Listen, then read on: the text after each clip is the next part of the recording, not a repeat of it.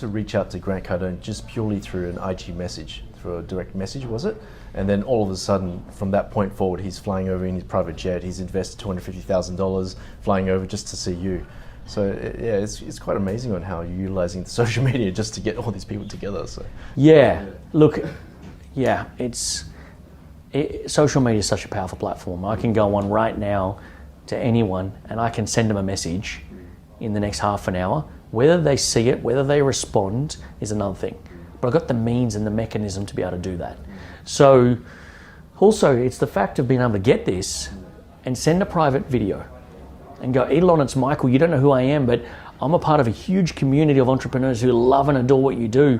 They'd love you to share for 45 minutes your lessons.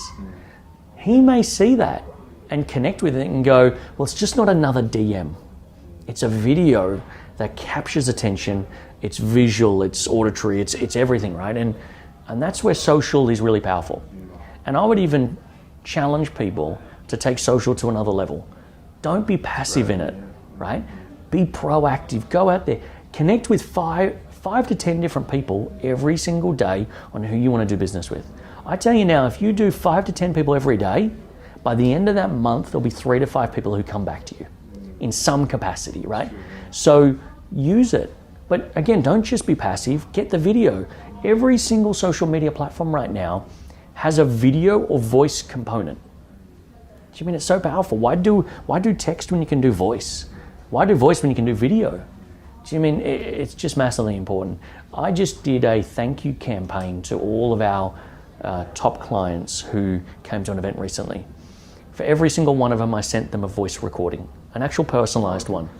And it would have been easy for me to get the team to send a generic email, but it's just not personable. It's just not memorable. I want to build something that's memorable. So, I sent them all going, hey, it's Michael. I just want to say a huge thank you for coming. I know you took time, energy, money out of your day, and I don't take that for granted. I want them to feel it, right? I want them to get some passion and understand and go, wow, Michael actually cares.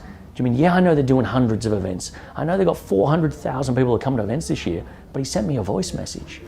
That takes all of 2 hours for me. But the goodwill created from that might mean I've got clients for life. And if not, I might have a client who goes, you know what, that Michael Lane and Success Resources, they're pretty good guys over there. If you want to go to an event, I recommend their event. There's an ROI on that that's not immediate, but it'll pay you for a long, long time. And that comes back down to social media. That comes back down to having attention. That comes back down to scaling this with not putting an intention on getting an ROI today. I love how Tony Robbins talks about taking your challenges, problems, and even your goals off yourself and putting them onto your community or your company or humanity. What I mean by that is too many people coming to our events and too many people are putting their time and attention on what can I make this year? How much more money can I make? Can I get my business to this? And it's all about them. I love how Tony says, why don't you take that focus and put it onto your staff? What can I do to grow my staff this year? Who can they become if I have an amazing 12 months with them? And I spend time, I connect, I relate, I help them with their business challenges. What could happen to them? But then after that, what happens to your community when you put focus on that? Do you mean, number 4 right now is charity for me. That's very deliberate, very strategic, is that I want to start helping people. Now, I'm going to do that for the next 20, 30, 40 years, and I know that's going to make a difference in my community. But then you got Tony Robbins saying something like, after you made a difference in your community, what can you do to make a difference to humanity? Wow. Now, that goes a long way from humanity to want to make 400 grand this year. Huge difference in focus, huge difference in energy and attention, huge difference on putting people over profit, reputation over revenue. And for me, that's the phase we're just starting to come into now.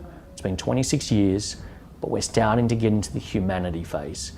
And we're by no means like Tony. He'll serve 1 billion people food this year. We're not at that stage. But we're going to start to do our little thing and start to put our attention on that. So after 26 years of business, after almost 20 years in business, or over 20 years in business, I've had a lot of advice in many different areas. But when I started to put my attention off me onto my staff, community, and humanity, things really started to amplify.